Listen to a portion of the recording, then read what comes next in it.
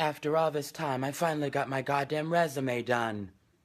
And at the top it states, I love being problematic, hypercritical, and superficial. Hey. Oh, yeah. Nobody's perfect, nobody's perfect, Welcome back to my channel and to the third and final, I think, sequence in my problematic series in which I talk about personal character flaws and things that I am working on or just, aware of in my personality that are not the best. Today, I wanted to talk about how I'm hypercritical. Who are you? My name is Andy Sachs. And you have no style or sense of fashion? Well, I think that depends on what you're... No. That wasn't a question.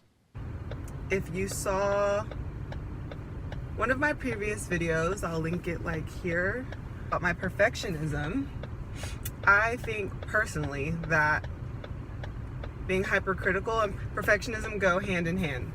I can be hypercritical about myself, relationships. I'm super hypercritical about relationships that I'm in. Other people, I'm just an analyzer, so in my analyzing, it's a thin line of how could this be better and this ain't good enough. It's something I'm definitely aware of. It's kind of a harder aspect of who I am to fight, but it tends to just ruin things that are good already. Let's talk about on the relationship front. I just can't settle for I said what I think it should be here, but I actually meant my expectations of what I know I deserve. And so a lot of times I'll be dating guys who are good guys. They're good guys. But because I'm so hypercritical, I find the flaw in everything and everyone. Because you're not that cute, and your hair is uneven, you look dusty. Granted, my hypercriticism was usually right. I would say my intuition was right. But I never really just enjoyed the time that I was with them because I was always kind of mentally, not verbally, mentally nitpicking at all the things that I didn't like about them.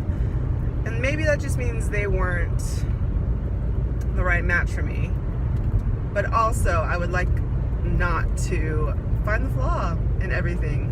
Can we just enjoy things for what they are? And on the self and others front, I'm so into self-development that I find myself just studying people and thinking of all the ways that they're not improving themselves in their lives. I mentally pick people apart, and I think it's just the psychologist, the analyst in me. But I think maybe everyone does that, so it's not it's a crime. Oh my God, stop fucking lying. My best friend, she is just incredible at taking people as they are for who they are and just making them feel dope in who they are. And I really admire that about her, and it's something that I hope I do for others. But I mean, knowing my thoughts, I'm Aubrey, why about yourself? as far as how I deal with it, I just try and make a conscious effort to think of all the things that I like about the person as opposed to things that I would like to change, because that's what my hypercriticism essentially does. It's I like you a little more if we tweak this. And at the end of the day, none of that really matters because nothing is perfect, and I need to look at the positive aspects. I mean, this is not to say that I should never be observant of certain things that I'm maybe that's not great, but it doesn't have to be all the time. So I try and not dwell on the critiques so much and just kind of appreciate the perks of people and things in my life and things in myself, because I love to be hypercritical on myself. Girl, you ain't consistent enough. You ain't doing this enough. This is not good enough. When I should just be like, you know what, girl? You doing it. You could be better. But what you're doing is good. So yeah, thumbs up if you deal with being hypercritical, overanalyzing, just criticizing yourself and others.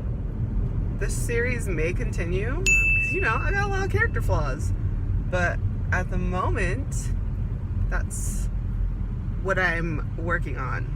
So thank you for watching, as always, and I hope everyone has a blessed and delightful day, week, month, year.